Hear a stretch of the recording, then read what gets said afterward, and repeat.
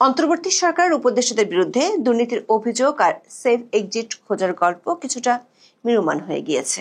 এবার আর শুধু অভিযোগ নয়, রীতিমতো হুঙ্কার এসেছে, তাও আবার সরকারের মিত্র জামাত ইসলামের পাওয়ারফুল নেতার কাছ থেকে।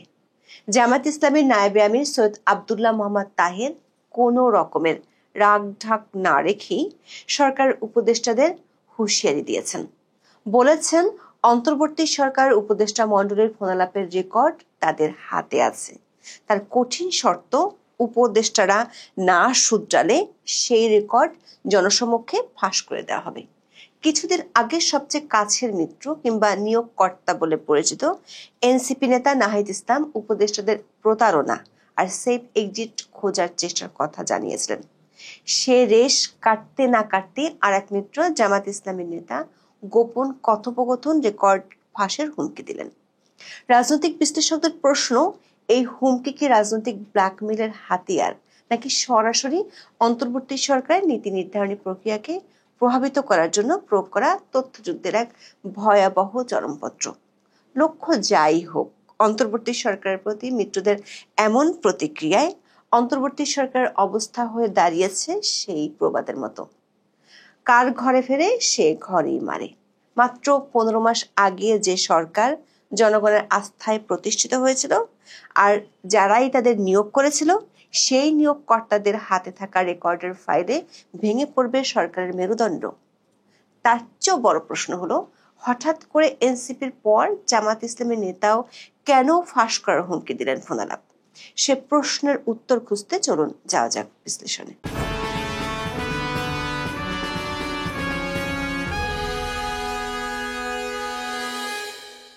দর্শক, কথায় আছে, বিশ্বাসে মিলায় বস্তু তর্কে বহুদূর।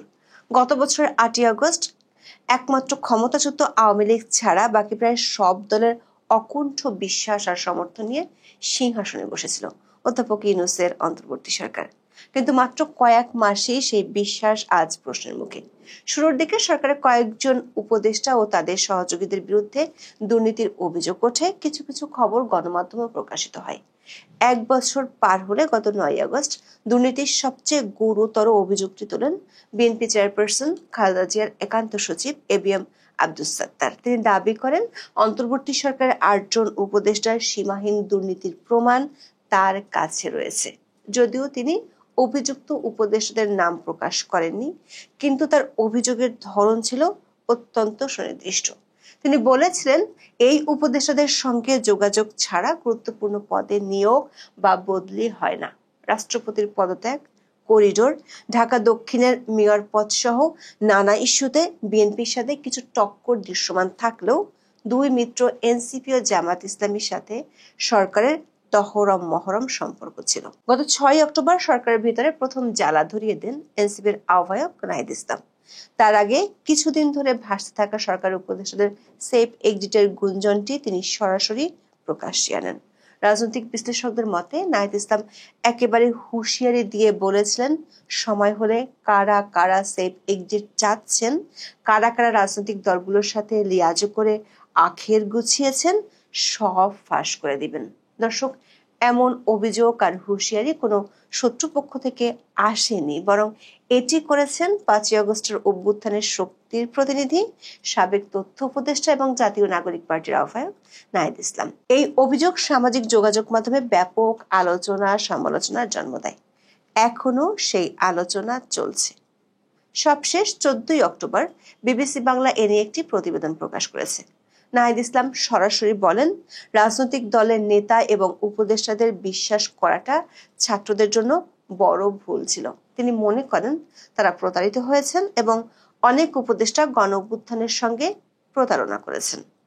দর্শক, এই ধরনের অভিযোগ যখন ক্ষমতা কাঠামোর অভ্যন্তর থেকে আসে, তখন তার সরকারের ভিত্তিকে দুর্বল করে দেয়। একটি অরাজনৈতিক টেকনোক্রেট সরকার টিকে থাকে তার নৈতিক উচ্চতার উপর। নাহিদ ইসলামের বক্তব্য সেই নৈতিক উচ্চতাকেই সরাসরি প্রশ্ন করেছে। বিষয়টি একেবারে ঘরের শত্রু বিভীষণের মতো। প্রশ্ন উঠেছে, অন্তর্বর্তী সরকারের যারা নিয়োগকর্তা, তাদের মধ্যে সরকার কিংবা সরকারের উপদেষ্টাদের নিয়ে এত বড় অবিশ্বাস দানা বাঁধলো কেন? দর্শক, এই প্রশ্নের সুরাহা হতে না হতেই সরকার আরেক মিত্র, যারা গত 15 মাসে সরকারকে সমর্থন দিয়েছে, মানে জামাত ইসলামের বড় একজন নেতা সরকারের উপদেষ্টাদের বিরুদ্ধে প্রকাশ্যে হুঁশিয়ারি দিয়ে ফেলেছেন। হুমকিটি দিয়েছেন জামাত ইসলামের নায়েবে আমির সৈয়দ আব্দুল্লাহ মোহাম্মদ তাহির, যিনি কিছুদিন আগে অধ্যাপক ইউনূসের সাথে নিউ ইয়র্ক সফর করেছেন।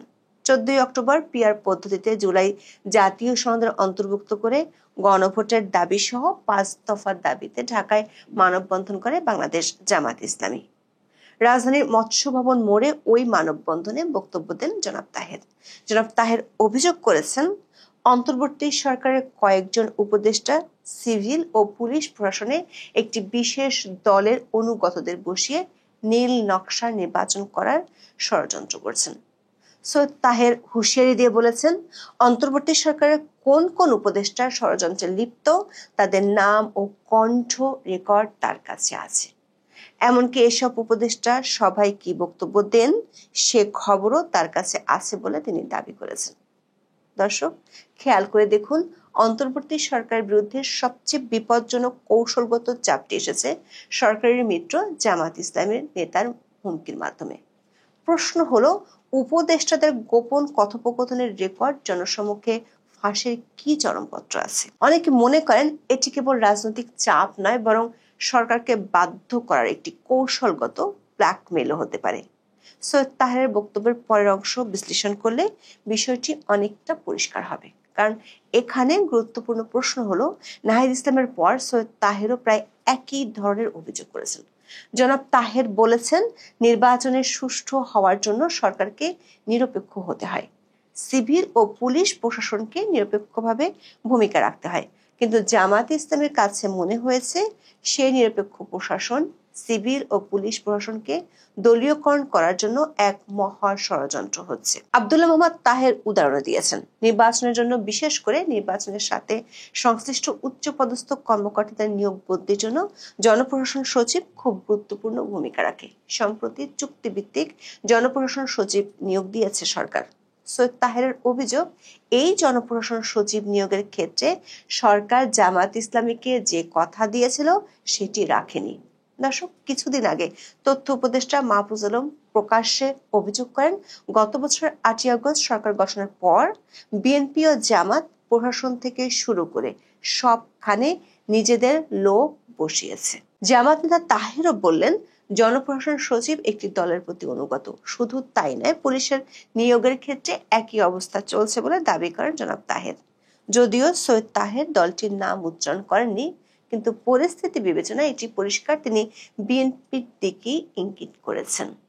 তার অভিযোগ, সরকারের 4 থেকে 5 জন উপদেষ্টা একটি বিশেষ দলের পক্ষে সব নিয়োগকে নিয়ন্ত্রণ করে একটি দলের দলীয় সরকারে পরিণত করার চেষ্টা করছে। দর্শক, গত 15 মাসে বিএনপি মোটা দাগে 3 উপদেষ্টার বিরুদ্ধে অভিযোগ করেছিল। লন্ডন বৈঠকের পর সে অভিযোগগুলো হাওয়ায় মিলে গেছে। তবে জামাত ইসলামের পক্ষ থেকে সরকার কিংবা সরকারের উপদেষ্টাদের বিরুদ্ধে এতদিন কোনো অভিযোগ আসেনি। সরকারের জন্য তার চেয়ে বেশি উদ্বেগের বিষয় হলো, নাহিদ ইসলামের মতো সৈয়দ তাহেরও নাম ধাম ফাঁস করে দেওয়ার হুমকি দিয়েছেন। নাহিদ বলেছেন নাম ফাঁস করার কথা, সেখানে জনাব তাহের একেবারে কণ্ঠ রেকর্ডও ফাঁস করার হুমকি দিয়েছেন। প্রশ্ন হলো, পরপর 2 মিত্র থেকে এমন হুমকি কেন? সৈয়দ তাহেরের মন্তব্য থেকে এটি পরিষ্কার, সরকার নিয়োগের ক্ষেত্রে তাদেরকে দেয়া কথা রাখেনি। বিশ্লেষকরা মনে করেন, একটি প্রভাবশালী রাজনৈতিক দল যেটি সরকারের মিত্র হিসেবে পরিচিত, সে দলের পক্ষ থেকে সরকারের গুরুত্বপূর্ণ নীতি নির্ধারকদের ফোনালাপ ফাঁস করে দেওয়ার হুমকি সরাসরি অন্তর্বর্তী সরকারের নীতিগত সিদ্ধান্ত গ্রহণে প্রভাব ফেলবে। যদি উপদেষ্টারা না শুধরান বা দলটির প্রতি প্রত্যাশিত রাজনৈতিক নমনীয়তা না দেখান, তবে এই রেকর্ডগুলো হবে তাদের বিরুদ্ধে প্রয়োগ করা তথ্যযুদ্ধের প্রধান হাতিয়ার। জামাত ইসলামের নেতার এই হুমকিটি আপাত দৃষ্টিতে একটি সংশোধনের দাবি মনে হলেও এর রাজনৈতিক ভাষা অত্যন্ত সুচিন্তিত এবং কৌশলগত। প্রশ্ন হলো, উপদেষ্টাদের না শুধরানো বলতে আসলে কি বোঝাতে চেয়েছেন? না শুধরালে শব্দটি ইঙ্গিত করে উপদেষ্টারা হয়তো জামাতের প্রত্যাশিত কিছুর প্রতি রাজনৈতিক নমনীয়তা দেখাচ্ছেন না, অথবা সরকার নীতিগত অবস্থান দলটির অনুকূলে নেই। এমনিতেই গুরুত্বপূর্ণ ব্যক্তিদের ফোনালাপ ফাঁস হওয়া বাংলাদেশে নতুন কিছু নাই, কিন্তু গত বছরের 5ই আগস্টের পর যখন রাষ্ট্রীয় প্রতিষ্ঠানগুলোকে রাজনীতি মুক্ত করার কথা ছিল, তখনও নিয়মিতভাবে ফোনালাপ ফাঁস হওয়ার ঘটনা উদ্বেগ বাড়িয়েছে। যদি সত্যি জনাব তাহের তার হাতে থাকা রেকর্ডগুলো ফাঁস করে দেন, তবে তা অন্তর্বর্তী সরকারের ভাবমূর্তি চরমভাবে ক্ষুণ্ণ করবে এবং তাদের দুর্বলতাগুলো জনসমক্ষে চলে আসবে।